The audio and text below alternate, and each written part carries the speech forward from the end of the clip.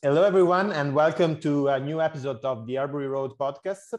Let me first of all remember you that Arbury Road is a European progressive think tank, which deals with politics at the European level, and that our goal is to contribute to the discussion of a European progressive agenda. I remember you also that Arbury Road is a grassroots project, which lives thanks to the effort of its volunteers, and that every donation can really make a difference. So if you can, please donate. You can do it in our website, which is www.arburyroad.eu. The topic of today is a minimum wage, a hot topic of discussion at the European level. And to discuss it here with me, there are two of the co-founders of Arbury Road, Katren Rogers, PhD student in political science at Lund University in Sweden. How are you, Katren? Good, thanks. It's great to have you. And Arturo Bjørklund Winters, member of the Italian-German Social Democrats, who is really active in the German SPD, and currently in Brussels, where he's following the discussion on minimum wage at the European level. It's a pleasure to have you here, Arturo. Thank you. The same is for me, as always, with Arbury. So I would start the discussion with Katren, and I would ask you if you can give us a little bit of definition. So all these questions are going to be more of a stimulus for the discussion, and then we can debate on them. But first of all, I would start by clarifying a little bit what we mean with the minimum wage. There is a lot of talking nowadays about minimum wage, but there are also a lot of other different instruments. And there is a little bit of confusion, generally speaking. For example, we talk about universal basic income, UBI, about a minimum wage, but also living wage, subsistence wage. And all these instruments are different and respond to different concepts. So, Katren, if you can give us a clear definition of minimum wage and perhaps clarify a little bit what the goal of minimum wage is and how it differs from other instruments. Okay, so a minimum wage is an instrument or a law that regulates the lowest level of remuneration or pay that a worker can legally receive from their employer for their labor. So it affects the distribution of market income. And I say that because this is what makes a minimum wage different from other types of welfare policies or instruments that have similar goals, which are to reduce inequality and improve the material well-being of workers. Other types of welfare policies might be government transfers or welfare payments that are made to people who aren't able to work full-time for whatever reason. And these have similar goals, but they're funded by taxation. They're transfers from the government, kind of made to redistribute income after market earnings and taxation, whereas a minimum wage is regulating that initial distribution of market income. In terms of, I mean, you mentioned the UBI, I guess that's worth, or a universal basic income. I guess it's worth distinguishing between a minimum wage and a UBI and other types of welfare policies too, right? Because a UBI is funded from taxation. It's a payment from the government, not from employers. But it's slightly different again, I would say, from other types of welfare payments in that it's not necessarily supposed to be redistributive. A universal basic income is the idea of paying a flat basic level of income to all citizens on the basis of citizenship. We don't have to forget that this idea actually comes from the neoliberal economists, not from socialists. Yeah. So definitely it has not to be put equal on a redistributive policy, because if you cut all services, saying then everybody gets the money he needs, you have an extreme neoliberal idea of state. Yeah. And indeed, what I think is common to this kind of policies and to this kind of instrument is that in itself, they are not necessarily redistributive or not, like, right, they still make a redistribution, but it depends really how they are used within the general welfare system. So that is a really important thing to clarify.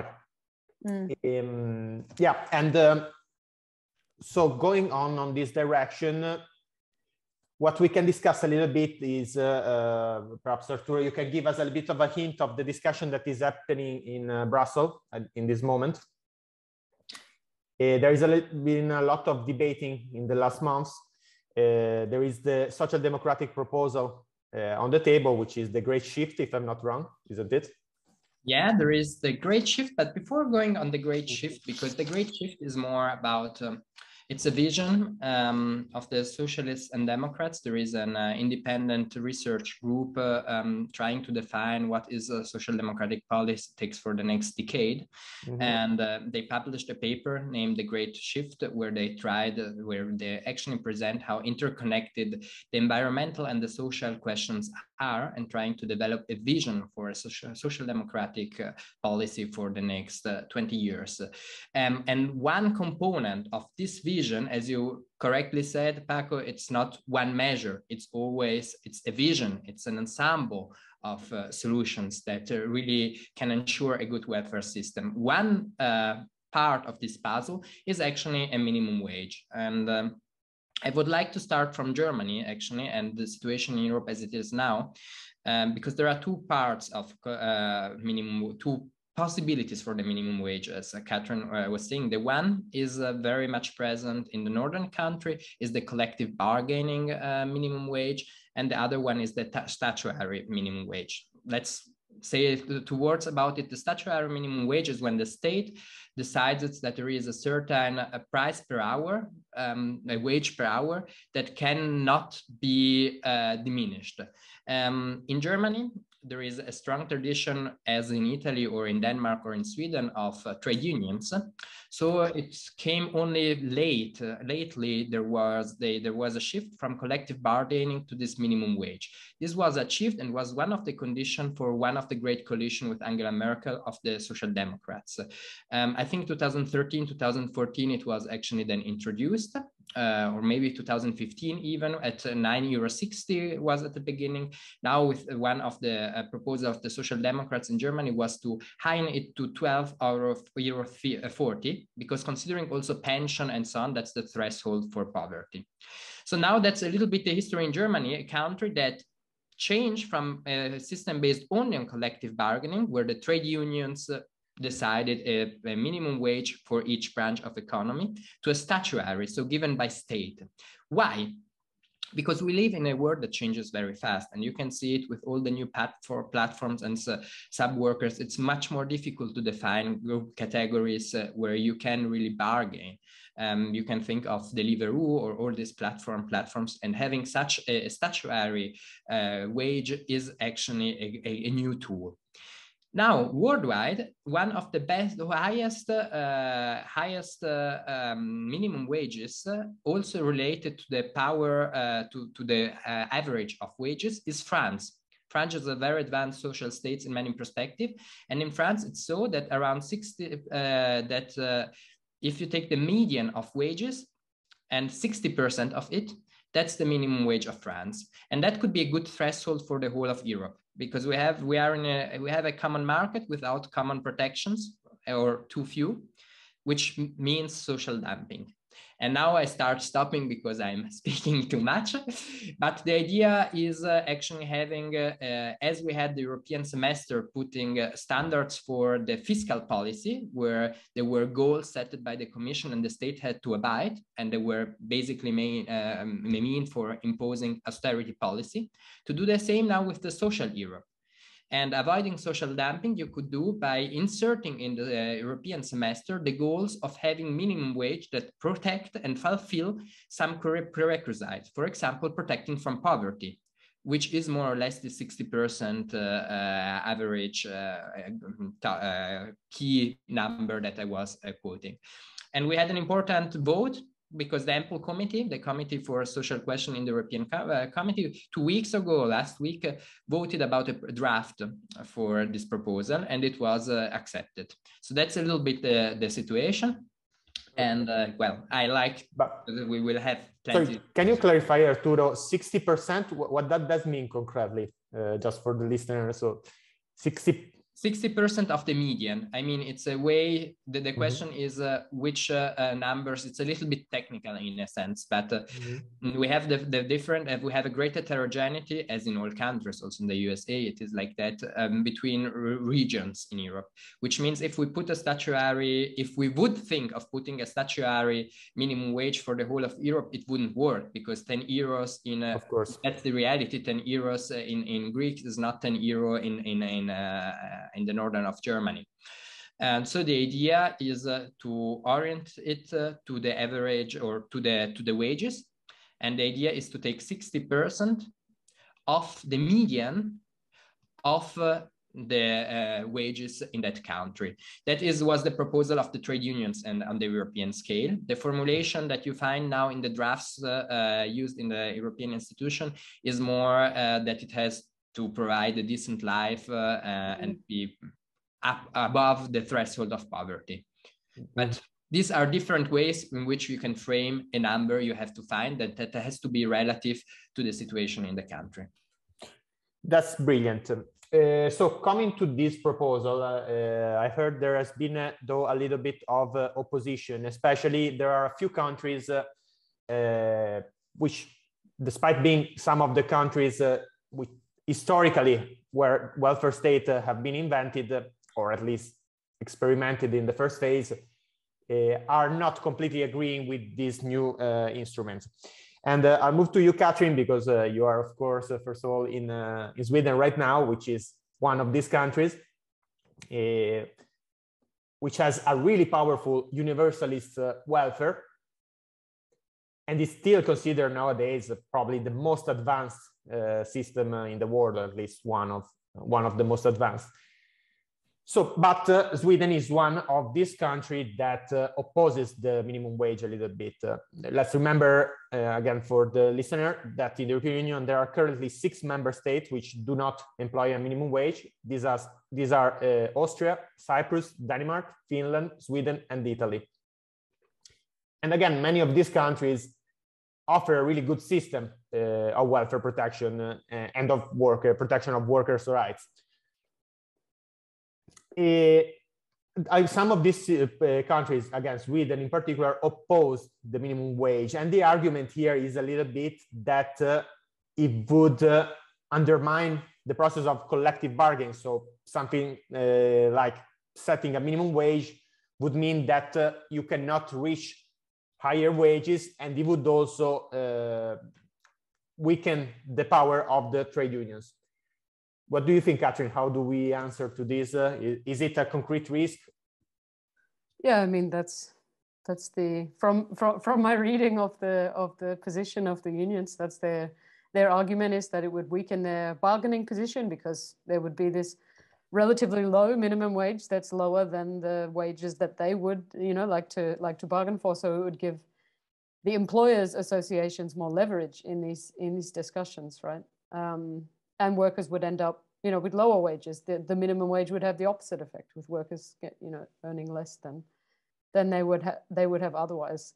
But I guess the thing that I find counterintuitive or troubling about this argument is that the employers' associations also oppose the minimum wage, even though the unions are saying, well, we oppose it because it's going to give the employers more power. But the employers' associations also oppose it. They're the ones who are supposed to win from getting a minimum wage, right? So I think the situation really is, it's more of a, maybe it's to preserve power, but it's also an ideological position, which is that minimum wage or the wages are not a matter for the central state. They're not a matter for a European institution. This should be decided by employers' associations and by unions, among themselves. And I think those organizations want to preserve their power to do that independently, right? In the corporatist tradition. So how do we answer to that? I mean, if we take them at the idea that this would reduce the bargaining power of trade unions, I mean, I don't necessarily agree with that, right? It's a minimum wage, not a maximum, and there's still a bargain to be had, and unions still have a great deal of power in countries like Sweden, from from historical institutionalization of these systems over time. Unionization rates have gone down a lot in Sweden, as they have everywhere, since the 1980s or 1990. But still, the vast majority of workers here, have access to a collectively negotiated wage. That's a good moment where we can advertise a little bit future podcasts, because we should also interview a member of the European Parliament from the Socialdemokratiet, so the Danish Social Democrats, and we plan actually also to touch about this topic. And as Katren was describing, the Scandinavians, basically Danish and Swedish Social Democrats, but also the parties on the left of Social Democrats, driven by the trade unions, are very much against it. I agree to all the reasons that Katren gave. I would just add one more. Since we have the treaties, in the treaties, the social rights are not in the forefront. It's more about the common market. And there were actually decisions taken in the past by the Court of Justice. The most famous are the Viking case and the LaSalle case, where economical freedoms the economical freedoms were given actually superiority over social rights. And this is a little bit, I think these were traumatizing experiences, especially for countries with strong social systems.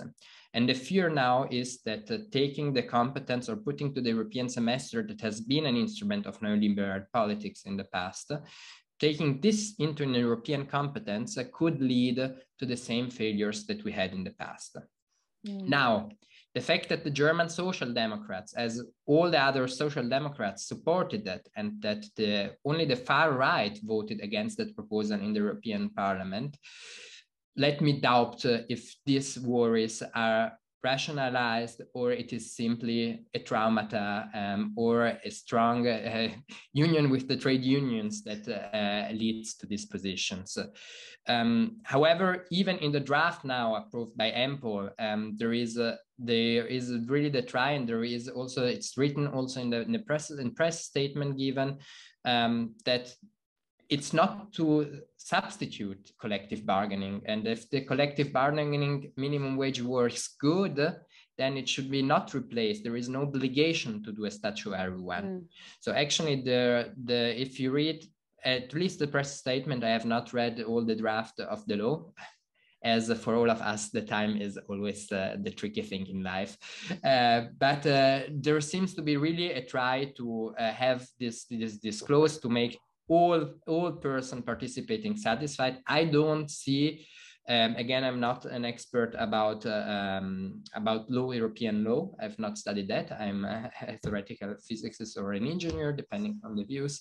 So it's not my field, but as far as I could follow the political discussion and the press statements and the voting behavior in the European Parliament, and knowing that the Danish and Swedish Social Democrats in the last 5 years have shown that their social policy understanding often ends at the border. We've seen it especially in immigration policy. I might doubt that also in this, they are driven a little bit by nationalistic fears instead of rational thoughts. What do you think, Katren? Well, coming back, you already gave your impression on this, but what about the 60% on the median? Do you agree with that? Like, do you think that is a good measurement? Do you think? I mean, if we're talking about alleviating poverty, sure. But the thing that concerns me about it, or that I wonder, if I were to imagine what's a good minimum wage policy for Europe, I think the goal should be not just to alleviate poverty everywhere, but to start to equalize the living standards of people across Europe, right? And this policy, while it makes it, quite implementable for every nation, every member state, it means that the purchasing power of people on minimum wage in Hungary is going to be much, much lower than that of people in the Netherlands. And that won't change. I mean, that's already the case. And that won't change with this kind of measure. So I wonder whether, maybe this is about the package of mechanisms, right? this is just one mechanism. Maybe we don't need to design a European minimum wage in a way to try to to try to achieve this goal. But I think it's an opportunity to do so, right? I think actually the minimum wage is not an instrument for convergence in itself. It's convergence upward in the sense that you start to put common standards also regarding the lasts in the society. So I think it's a step forward also in that perspective. But of course, there are also economical mechanisms for which you can't enforce the same minimum wage everywhere as it is now, because this attractivity that is given by economical regions, I mean, we can't deny completely that there is a kind of feedback mechanism in free market where if the workforce costs less and the life also costs less, the firms or business will move a little bit into it. The question is, how far do we want to cooperate with market mechanism and how far do we want to stir them?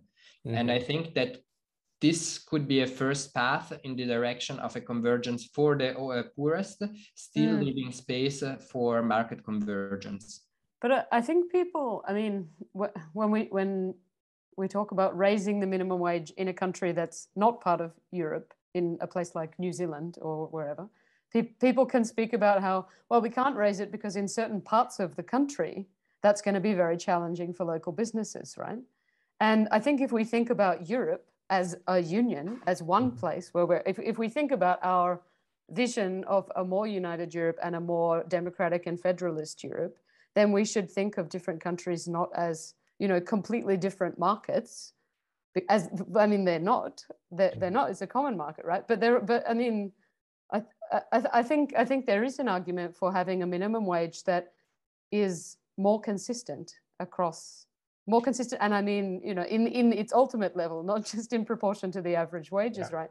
Because it is one mechanism for, setting a more uniform minimum for all Europeans to be living at, right? And I mean, in Italy, they make the same criticism. No, when you talk about a minimum wage, they say no, but the north is really different from the south. Now, Italy is one of the places where actually there is more probably divergence in Europe. So it might even make sense as an argument. But the point being, like, perhaps a distinction should be made at least between the euro area, where you de facto have a, similar economies. You have a common currency, which affects the whole economic performance of the country. So treating them still as different country from this point perspective, I mean, I'm not sure if right now a minimum wage in Greece and Germany, the same minimum wage makes sense.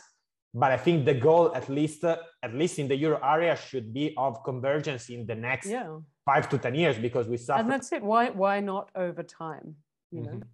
But then I think it's not. I think this solution proposed at the moment with the benchmark system being relative is actually achieving exactly this, because in the moment where we have a convergence of the economy, we have a convergence of the minimum wage. So in the moment where all the economies have the same strengths, they have the same minimum wage.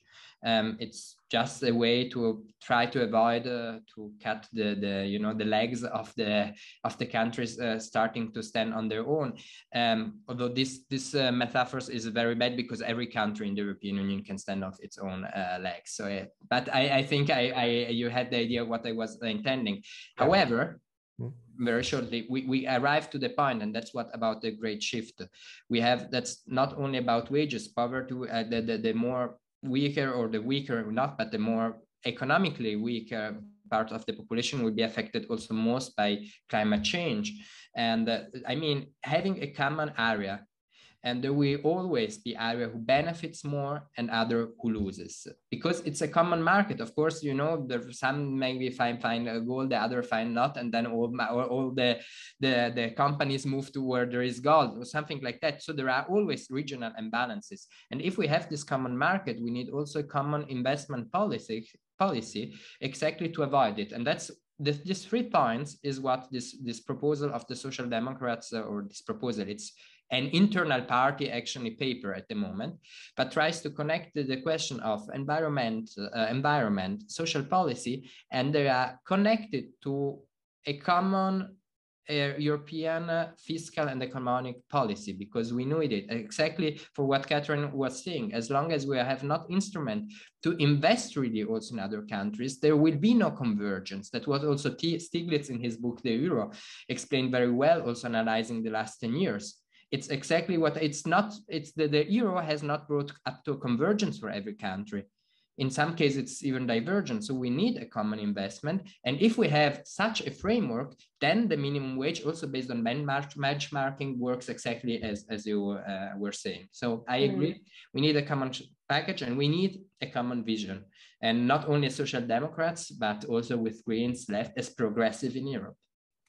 Yeah, I definitely agree with that. And I mean, for sure, right in this moment, a common minimum wage is not probably feasible in terms of, in Bulgaria, I believe the average wage is around, I think it's the country where the average wage is lower and is around 400 to 500 euros. The minimum wage is, I think, the lowest, as far as I can remember. So it would make sense to, have a minimum wage of 1,000 euros, let's say, which is what is proposed right now in Italy for Bulgaria. But I think it's important to have also the idea of a convergence and of inserting the minimum wage into a general path towards the creation of similar conditions in all the countries. Before moving to that, well, we don't have much time, but I want also, perhaps we should address a little bit also the objection which are made. We talk about the objection within the progressive world, perhaps talk a little bit also about the objection from the more like neoliberal perspective. I don't like the objection from neoliberals. Yeah, I know, but like, let's have a talk about it anyway. To reply, exactly. He was just joking, Paco. Exactly. Well, you, for example, Arturo, are in Germany, which is, one of the countries which historically was where the neoliberal, but ordoliberal thought, the German ordoliberal thought developed. And but we can say the same for socialism. Yeah, of course. It's not to say that Germany is not, I mean, the SPD is definitely perhaps the most important socialist movement as well in the German history. But the point was just that in part, austerity, as a concept, has its basis in the ordoliberal thought. So the idea that you need to really control inflation, that you need to keep actually the wages not as much low, but flexible. So not being set like as the instrument like a minimum wage, for example, has partially been opposed now by these the so-called Falks within the German in Germany and in Europe. And so the argument here is that again a minimum wage would, for example, increase inflation, would diminish the capital for investment, or again, for example, would cause capitals to fly away, to go abroad and to invest in another country. How do we answer to this? Do you want to? I mean, I think this argument is based on the idea that capitalists redirect most profits into production, right? Mm-hmm. Which is not the case. Exactly. I mean, we have Piketty to thank for that, right? We have good evidence that this is not the case. There will obviously is a concentration of that's wealth. why it's also good politics, also from an economic point of view, to have a minimum wage, because it has a redistributive character, and we know that people that have to spend to survive are going to spend the money and not to put them in a bank or in something where people will not see it anymore and it will not benefit the people as a whole. So it has also an economical advantage to do it. Moreover, I think that we have, and I think this is happening, these assumptions, these axioms of neoliberal economy, where there is always a place where somebody can move. I think there are being questions. It started with Trump in a way. Trump was the first real critic to neoliberalism, globalism, to this globalism of saying, but now we see it flooded everywhere with Corona at the latest. We know that there are some things that we can't simply leave to the global free market. For example, the industry, the key industry for sanitary equipment, for example, the mask, we have seen it. So it's not that we can always allow. I don't think the states, and if you look at the USA, for example, they built also the richdom with protectionism at the beginning, with the Monroe Doctrine and so on. I think it's not the solution to say we need a giant market as big as it is. I think we really need also to think as a state which industries are key for having a happy society. The goal, it's not the goal. The goal cannot be having the biggest market as possible and the freest market as possible. The goal should be to having the highest well-being possible. And in that perspective, I think there are also some industry that has to stay in our states per rule. And then it's not so easy to say they go away. Moreover, everyone wants to be in the European market. I mean, the European market is, you can do good money, you can live well. I mean, that is a luck we have. We have a strong bargaining position as common market. I mean, hopefully it's becoming a model, and that's what we open, and not that much Europe, but like the fairer society where you have redistribution. I'll add that the proposal of a global tax that has been made recently by the European Union together with the United States, I think it's would be a really good start to limit this problem of the capitals going in regions where there are lower income. And another thing, that there is also an historical contingency, like, you know, there is an historical moment in the past 15 years, we actually are suffering from the opposite problem, which is a little bit of deflation or really low inflation. And actually the European economy, I believe, was kept basically frozen for a while. Like actually it's artificially low now, the level of the wages. So I believe that in this historical moment in particular, a stimulation of consumption of the wages is really important. Okay, we're running out of time. Do you want to close with the final thought about how, again, the minimum wage? So it's a priority, but how, perhaps, Katren, I know you need to go, but like, how would you, once we get the minimum wage, what is the next step? What would be, in your opinion? I mean, somewhere between the minimum wage and seizing the means of production, I guess, is democratizing the European Union. I mean, a lot of these things, a lot of these mechanisms that would be wonderful to see at a European level to help talk about convergence are very difficult politically to do when, you know, kind of nationally specific existing institutions and things like this affect the way that the council is going to deal with whatever types of proposals. So I think, fully democratizing the European Union then helps with a lot of these problems. I remember to the listener that Katren talks at personal level. Arbury Road does not approve the sizing of the means of production yet. Arturo, you want to also close? Well, you already spoke about this, like in the sense of the very broad picture. I did indeed. So that's why now I will not speak of the very broad picture, but of the very small picture. I think the next steps, well, the most important is making advertisement for Arbury Road, because as voice of the European progressive, we can make the change for European politics toward a sustainable and social politics. But to be very concrete, we need to check that minimum wage directive will be also applied if there are minimum wages. But the same, what Katren was saying about the difference within Europe, it's an important, there was already the directive about earning the same money as the people working there. So the same money for the same work. That was a directive that was already approved in the previous legislative. We need a labor authority in Europe. The European Labor Authority was now established, I think, 2019, in July 2019. But we need really to give money to this authority, give means to this authority to really check that there is no social dumping, no structural social dumping as it is taking place now in many sectors. So what we need is not only to having the laws, but having an authority being able to check that these laws are applied.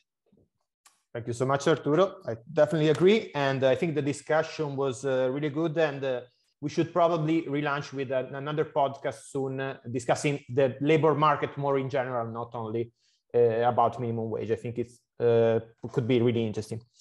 Okay, that's all for today. Thank you for listening. And I remember you that you can support Arbury Road on the website www.arburyroad.eu and write to us like if you are interested in joining the team. Arbury Road is always open to everyone. Thank you, everyone. Bye. Bye. Bye.